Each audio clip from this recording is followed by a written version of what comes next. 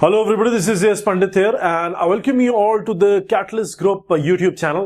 यहाँ पे हर वीकेंड पे हम आपके लिए एक साइकोलॉजिकल हैक लेके आते हैं, एक लाइफ हैक लेके आते हैं जिसका यूज करके आप अपनी लाइफ में किसी ना किसी क्वेश्चन का सॉल्यूशन निकाल पाते हो और वो जो क्वेश्चन होता है वो आप ही पूछते हो। हर वीकेंड में वीडियो में जब साइकोलॉजिकल हैक आता है तो नीचे आप बहुत सारे क्वेश्चन पूछते हो या फिर आप इंस्टाग्राम पे क्वेश्चन पूछते हो। तो एक ऐसा क्वेश्चन जो बहुत बार पूछा गया और आज का जो वीडियो है ये उसी पर्टिकुलर क्वेश्चन के ऊपर मैंने बनाया है और ये मैं गारंटी देता हूं कि आज का वीडियो एक एक स्टूडेंट, चाहे वो स्कूल में पढ़ता हो, चाहे वो कॉलेज में पढ़ता हो, चाहे वो किसी कंपटीशन की प्रिपरेशन कर रहा हो, हर किसी के लिए 100% बेनिफिशियल होगा। और ये जो वीडियो आज मैंने बनाया है ये मैं आपको एक टाइम टेबल देने वाला हूं। इस टाइम टेबल को अगर आप फॉलो करते हो, इसका अगर आप 50-60% भी फॉलो कर लेते हो तो गारंटी देता हूं एग्जाम में आप अच्छा स्कोर करके आओगे। कोई भी एग्जाम हो, ये 100% श्योरिटी के साथ मैं आपको बोल सकता हूं। ये जो टाइम टेबल आज मैं आपको सामने बताने वाला हूं ये मैंने फॉलो किया है, हमेशा किया है। मैं कोई पढ़ाई में बहुत ज्यादा मेहनती टाइप का बच्चा नहीं था। जब मैं स्कूल में था तो स्कूल में मैं भी उसी अफवाह का मारा हुआ हूं जिसमें बोला जाता है कि भैया 10th में बहुत शानदार नंबर लेके आओ, 12th में बहुत शानदार नंबर लेके आओ तो जिंदगी बन जाएगी, ऐसा हमको बोला जाता है। 10th क्लास में बहुत शानदार नंबर की कोशिश में, नंबर तो शानदार नहीं आए, 70 कुछ परसेंट मेरे आए थे, तो कुछ दुख नहीं हुआ क्योंकि मैं ज्यादा उतनी पढ़ाई की नहीं थी। फिर लगा यार 12th में अच्छा कॉलेज चाहिए तो बहुत मेहनत करनी पड़ेगी, तो 12th में मैंने 3 महीने बढ़िया करके मेहनत करी और 3 महीने में मैंने मेहनत करके 12th के अंदर 92% स्कोर किया था। अब क्या किया था वो मैं आगे कभी बताऊंगा आपको, अगर आपको चाहिए, अगर स्कूल के स्टूडेंट्स हैं तो मैं जरूर बताऊंगा कि किस तरीके से आप बोर्ड में स्कोर कर सकते हो। और उसके बाद कॉलेज में जब मैं पहुंचा, इंजीनियरिंग कॉलेज में जब मैं पहुंचा तो इंजीनियरिंग कॉलेज में मैंने पढ़ाई त्याग की। मैंने कहा भैया पढ़ाई नहीं करनी है, अपने को पढ़ाई नहीं करनी, बाकी सारे काम कर रहे हैं। तो कॉलेज के अंदर पढ़ाई नहीं की, बाकी सब कुछ किया। स्पोर्ट्स में, करिकुलर एक्टिविटीज में काफी पार्टिसिपेशन किया। तो जो परसेंटेज बढ़ी थी 10th के 78-79% से 12th के 92% में बढ़ी थी, यही टाइम टेबल फॉलो करके वो परसेंटेज कॉलेज में, क्योंकि टाइम टेबल मेरा था ही नहीं, पढ़ता मैं था ही नहीं, वो गिर गई 60%। अब 6 पॉइंटर के आसपास मेरा पहुंच गया। कॉलेज के बाद, जब मैं कॉलेज के बाद बाहर उतरता हूं, जब आप कॉलेज के बाहर मार्केट में उतरते हो तब आपको अपनी औकात समझ में आती है। मैं कॉलेज में पढ़ाई नहीं की, लेकिन कॉलेज के फाइनल ईयर से मैं बहुत कायदे से कंपटीशन की तैयारी करने लग गया था, इस शेड्यूल के साथ, इस टाइम टेबल के साथ। और उस तैयारी के साथ जब मैं कॉलेज से बाहर उतरा तो मेरी ऑल इंडिया रैंक मेरा नाम बोलती थी।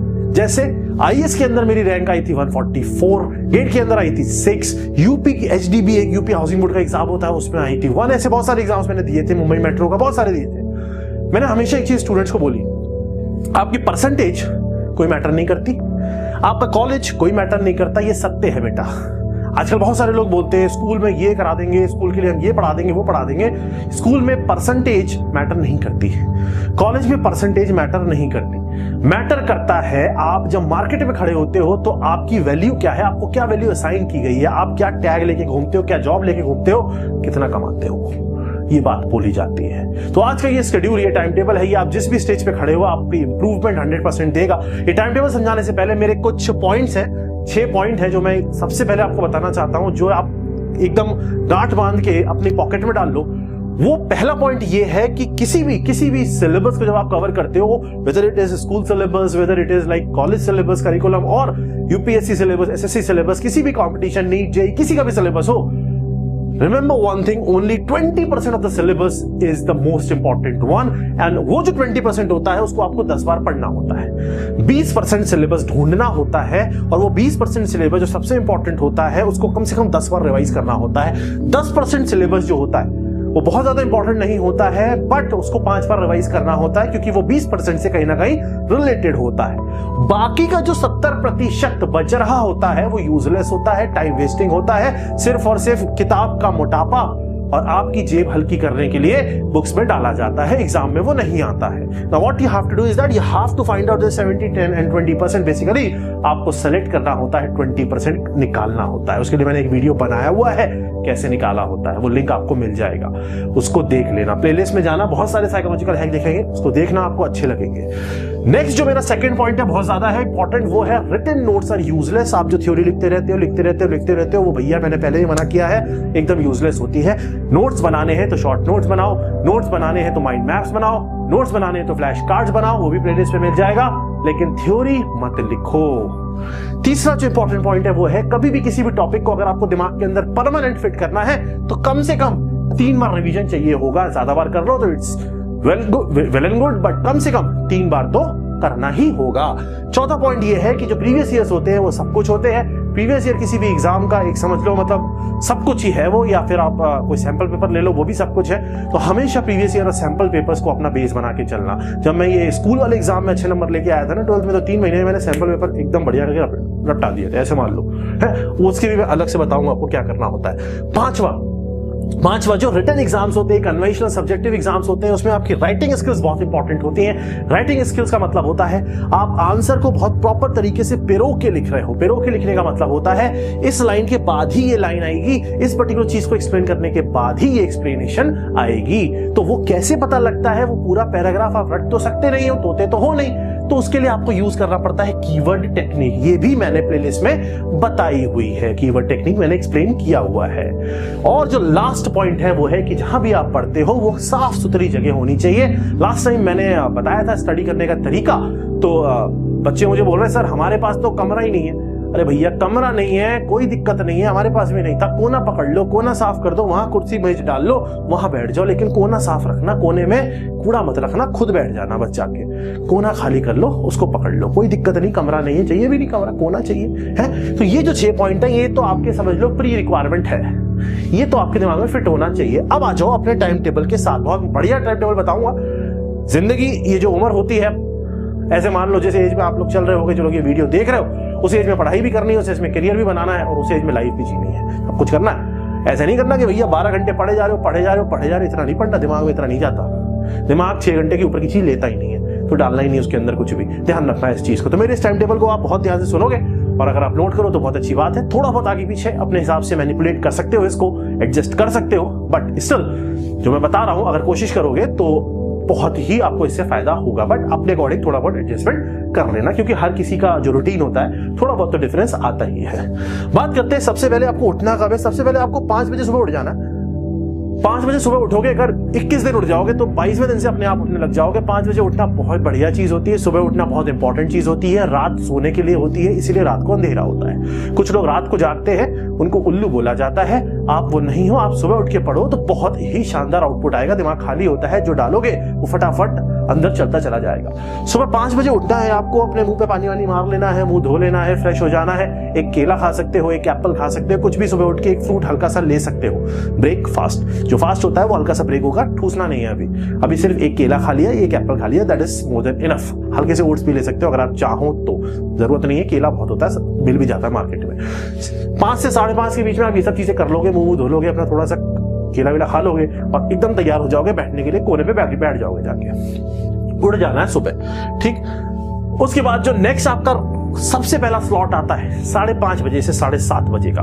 5:30 to 7:30 is your first slot. इस फर्स्ट स्लॉट में आपको क्या करना है, 5:30 to 6:30 पढ़ना है, फिर 5 मिनट का ब्रेक लेना है और फिर उसके बाद कंटिन्यू करके सीधा 7:30 या 7:35 तक पढ़ना है। यहां पे आपको एक पूरा 2 घंटे का स्लॉट निकालना है विद 5 मिनट्स ऑफ ब्रेक, जिसमें आप पानी पी सकते हो।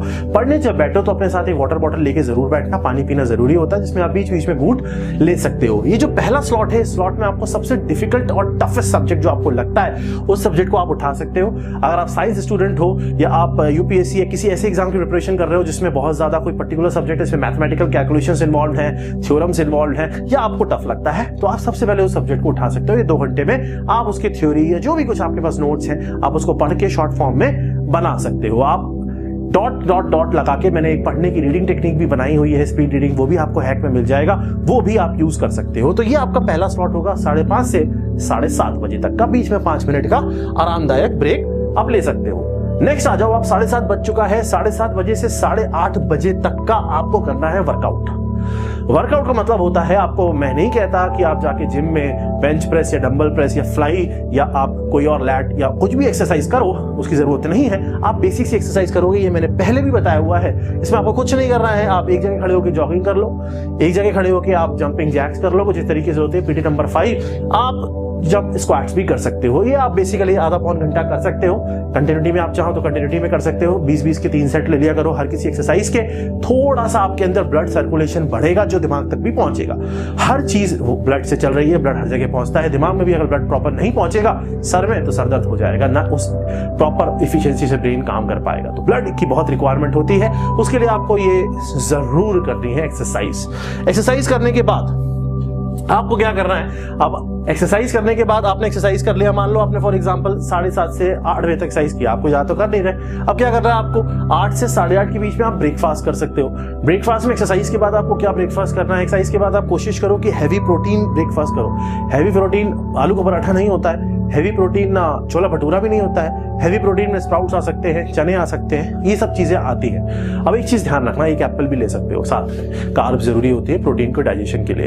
एक चीज हमेशा ध्यान रखना, जब आप किसी पढ़ाई के फॉर्म में होते हो या कोई भी किसी टास्क को हासिल करने की कोशिश कर रहे होते हो, तो आपके अपने खाने का जो इनपुट देते हो बॉडी को, वो बहुत अच्छा होना चाहिए। अगर आप खराब इनपुट दोगे तो बॉडी भी सेम आउटपुट आपको देगी, क्योंकि हर चीज में कहीं ना कहीं वो खाना इन्वॉल्व है। आप जो बॉडी में डालोगे वही बॉडी में मिक्स होगा और वही आउटपुट में आपके निकल के आएगा। अगर आप सच में कुछ हासिल करना चाहते हो तो सबसे पहले अपनी जीभ पे कंट्रोल करो। जीभ पे कंट्रोल करोगे तो आपकी जो बॉडी का सिस्टम है वो ऑटोमेटिकली आपके कंट्रोल में आ जाएगा, और फिर वो कंट्रोल में आ गया तो आप सब कुछ कर लोगे जो आप करना चाहते हो। तो यहाँ पे आपको ये मॉर्निंग वर्कआउट करना है, ब्रेकफास्ट लेना, अच्छा एप्पल ले सकते हो यहाँ पे, और वो ब्रेकफास्ट दलिया भी ले सकते हो, आपकी मर्जी। आप दलिया भी खा सकते हो, आप ओट्स भी खा सकते हो। दलिया सस्ता वर्जन है, ओट्स थोड़ा महंगा वर्जन है, वो आपकी मर्जी है, आप जो मन चाहे खा सकते हो। कोशिश करना ऑयली चीज को अवॉइड करना है। नेक्स्ट, अब आपने ब्रेकफास्ट कर लिया है, आपने एक्सरसाइज कर ली है, अब आपका जो नेक्स्ट स्लॉट है वो 9 बजे से 11 बजे तक का स्लॉट है। ये 9 to 11 AM का जो स्लॉट है, इसमें आपको क्या करना है? इसमें आपको थोड़े से क्वेश्चन वाली चीजें करनी। आपने जो पहले पढ़ रखा था, सुबह 2 घंटे जो पढ़ा था आपने, उससे रिलेटेड आप क्वेश्चन सॉल्व कर सकते हो, मॉक टेस्ट सॉल्व कर सकते हो, प्रैक्टिस टेस्ट लगा सकते हो, जो प्रैक्टिस टेस्ट होते हैं, MCQs लगा सकते हो। मतलब यहाँ पे आपको थोड़ा सा एनालिटिकल वे में पढ़ना है, थ्योरी नहीं पढ़नी। अब यहाँ पे क्वेश्चंस लगाने हैं आपको। कोशिश कर सकते हो आप जो सुबह टॉपिक पढ़ा है उससे रिलेटेड क्वेश्चंस लगा लो, तो रिवाइज भी हो जाएगा आपका टॉपिक। तो यहाँ पे आपको थोड़े से मैथमेटिकल कैलकुलेशंस वाले क्वेश्चंस वगैरह लगाने हैं, थ्योरी नहीं पढ़नी, वो आप सुबह पढ़ चुके हो, क्योंकि उसमें थोड़ा सा दिमाग ज्यादा लगता है। तो ये जो आपका है, ये 2 घंटे का जो स्लॉट है, ये आप 11 बजे तक का ये करोगे। एक्चुअली 9 बजे से पढ़ना जरूरी इसलिए और भी है क्योंकि एग्जाम्स जो होते हैं वो 9 से 12 या 2 से 5 के स्लॉट में होते हैं। तो इस समय आपके दिमाग की जो एफिशिएंसी है वो बहुत सेट होनी चाहिए, जिससे आप एग्जाम में भी अच्छी परफॉर्मेंस दे पाओ। अदरवाइज बॉडी क्लॉक उल्टी सेट हो जाती है तो फिर प्रॉब्लम आती है। नेक्स्ट आ जाओ। नेक्स्ट जो आपका स्लॉट है वो 12 बजे से 2 बजे तक का। 12 बजे से 2 बजे तक का कैसे हो गया? यहाँ पे 1 घंटे का मैंने ग्रेप दिया है आपको 11 से 12 का। उसमें आप जो मन चाहे कर सकते हो, फोन देखना चाहो फोन देख सकते हो, किसी से बात करना चाहो, फैमिली टाइम, जो मन चाहे वो कर सकते हो। नेक्स्ट आपको मिलता है थोड़ा बहुत छोटा मोटा खा भी सकते हो, अगर आप चाहो तो कुछ स्नैक्स वगैरह ले सकते हो, हेल्दी स्नैक्स। अब आप 12 बजे से 2 बजे तक का टाइम पीरियड लेते हो, तो यहाँ पे आपको कोई नया टॉपिक पढ़ना है। जैसे सुबह पढ़ा था वैसे कोई नया टॉपिक लेना है, 5 मिनट का ब्रेक देके उसको पढ़ना है। 2 बजे तक आपको नया टॉपिक कवर कर लोगे। 2 घंटे सुबह पढ़ा था, 2 घंटे आपने बीच में पढ़ा है, 2 घंटे अब आप यहाँ पढ़ रहे हो। तो यहाँ पे आपको जो स्लॉट निकल के आ रहा है, अगर आप देखो तो 6 घंटे का आसपास का हम कवर कर चुके हैं। एक चीज जिंदगी में याद रखना, 6 घंटे से ज्यादा पढ़ने की जरूरत होती नहीं है।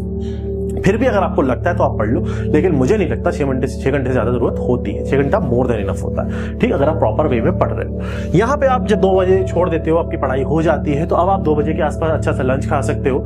2, सवा 2, 2:30 जो आपको लगता है उसमें आप अच्छा लंच लो। लंच में आप बढ़िया बढ़िया चीजें खा सकते हो। ये देखिए कुछ लोगों को लालच भी आ गया होगा, तो आप खा सकते हो। मीठा अवॉइड करना कोशिश करना, चीनी अवॉइड करो, गुड़ वगैरह आप ले सकते हो। चीनी नुकसानदायक होती है, मेमोरी को नेगेटिव तरीके से अफेक्ट करती है।